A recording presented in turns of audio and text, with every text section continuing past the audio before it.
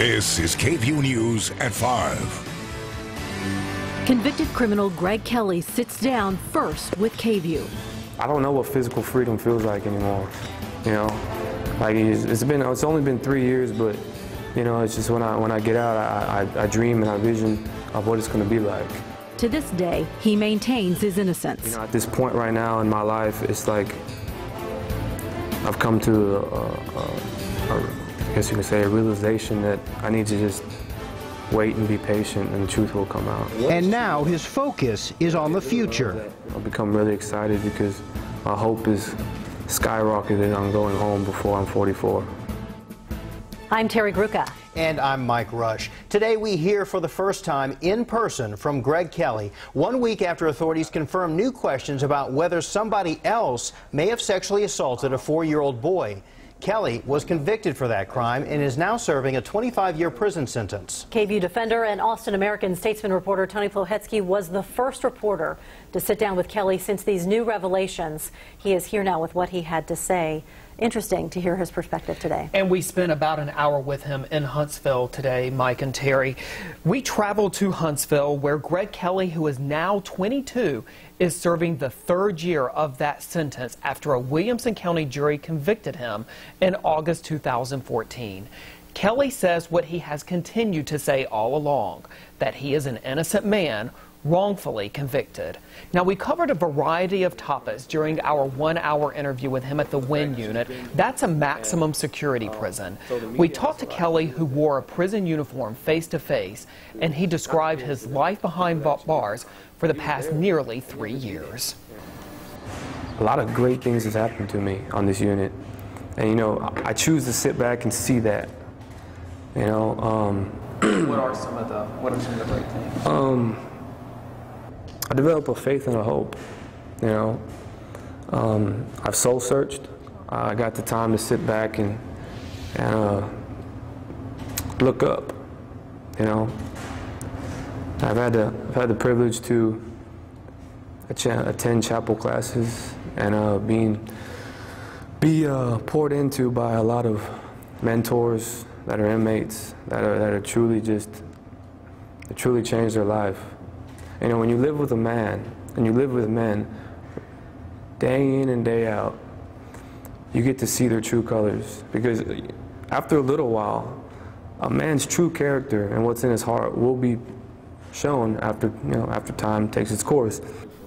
Kelly also says he has thought about who he is as a person. So then you tell us who is Greg Kelly. Okay. Greg Kelly, a Christian man. I'm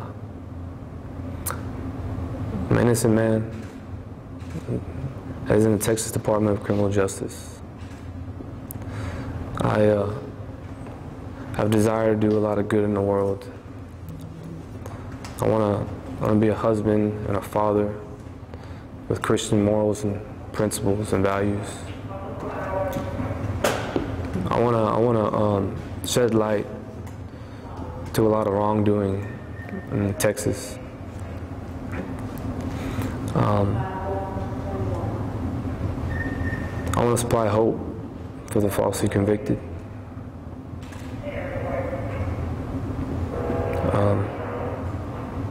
I just want to be the best that I can be.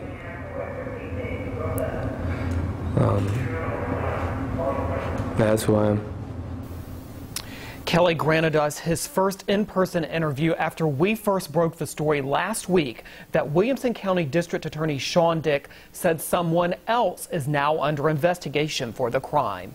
Kelly's friend, Jonathan McCarty, has been named as an alternative suspect in this case based on new information Kelly's defense team uncovered. So a big question I asked Greg Kelly today, what he thinks about these new allegations against a man who was once considered his best friend, and what his theory is about what happened to that child. I'll have that story for you coming up at 6. Terry? Look forward to it, Tony. Thank you. Right now, that alternative suspect, Jonathan McCarty, is in jail on unrelated charges. He was picked up last week on a probation violation. McCarty's mother operated an in-home daycare where the boy was allegedly assaulted. Kelly was also staying in that home. So what's next for Greg Kelly? A hearing is set for August 3rd, in which he could post bond and be released. Williamson County has set up a tip line for anyone with information regarding this case.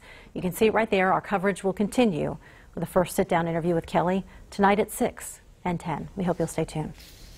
Well, we're tracking some showers out there, some of them on the strong side, especially out towards Bastrop County, east of Austin. Here's what radar looks like. Mainly on the light side, just west of I-35, but you head east towards Bastrop, Lee County, Fayette County. Some of it's coming down very quickly and also dropping some small hail. Bastrop's seeing the worst of it right now, some lightning and some gusty winds, and we've seen some hail. And still seeing some here with hail tracker as much as maybe a quarter size, likely smaller than that, but some of that pushing to the west of Bastrop as we speak. Now a couple of showers and storms just north of Leander and Williamson County. These are pushing to the north as well. Nothing severe with that. A live look outside in Austin. Temperature is still in the 80s, and we're going to be seeing more scattered showers and storms for parts of tonight until I think about 10 o'clock. Then most of it should shift out of central Texas to the northeast, but some small hail, heavy rain will be possible, and more rain chances coming as we round out the weekend into this next weekend. We'll talk about percentages coming up in a few minutes. All right, Nathan, see you in a bit. Child Protective Services is getting a major overhaul. Governor Greg Abbott signed 4 bills into law today, reforming that agency. KVUE political reporter Ashley Godot is live outside the Department of Family and Protective Services headquarters. And Ashley, this was one of the governor's 4 emergency items for this session. Well, you know, Mike, first and foremost, we had some technical difficulties, so I'm now back here at the station. And, you know, you mentioned the importance of this to the governor. It was his first emergency item. The governor believes these bills that he signed today provide top-to-bottom reform for an agency that will now report directly to him.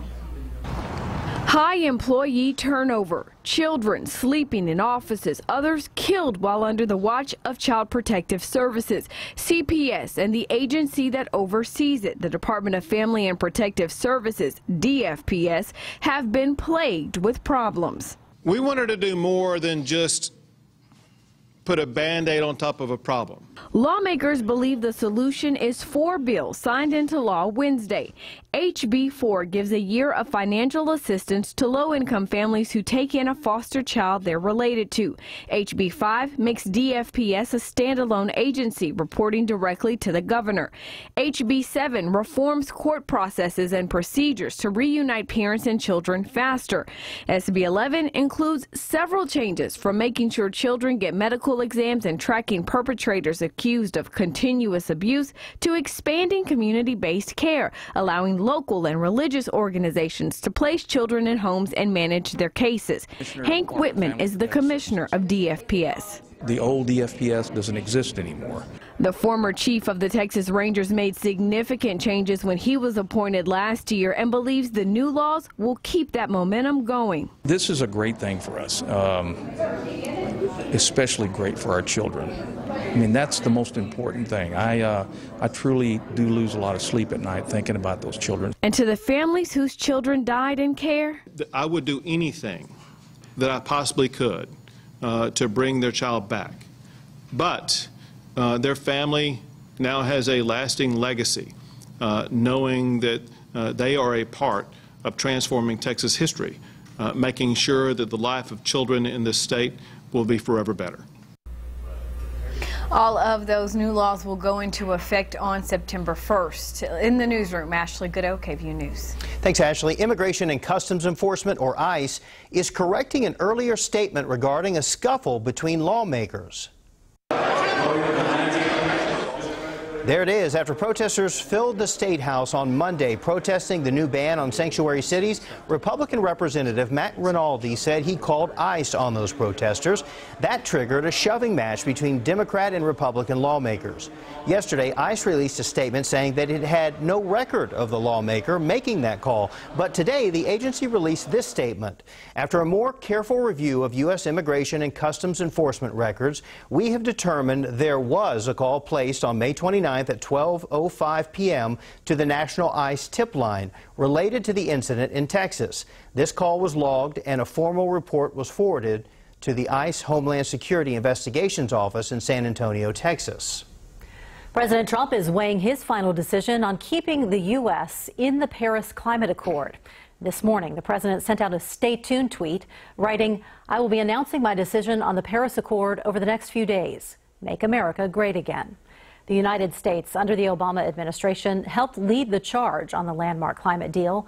197 countries joined, including all of the top 5 CO2 emissions nations. If the U.S. pulls out, other countries who had previously agreed to participate may follow. Only Syria and Nicaragua oppose the agreement. Tonight, new fallout for comedian Kathy Griffin after she posted what looked like a bloody head of President Donald Trump. CNN has fired the comedian.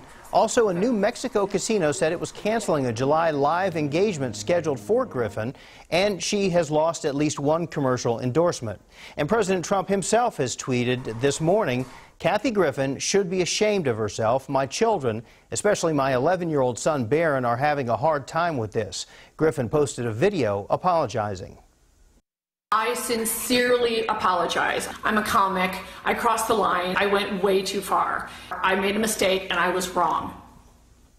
And new tonight, a strongly worded statement from First Lady Melania Trump saying, when you consider some of the atrocities happening in the world today, a photo opportunity like this is simply wrong and makes you wonder about the mental health of the person who did it. Friends and family talk about the Bachelorette contestant who was found dead in Austin. Still ahead. Plus, the U.S. military intercepting a missile, what it means for the country's defense going forward. You're watching KVUE, where trust is earned.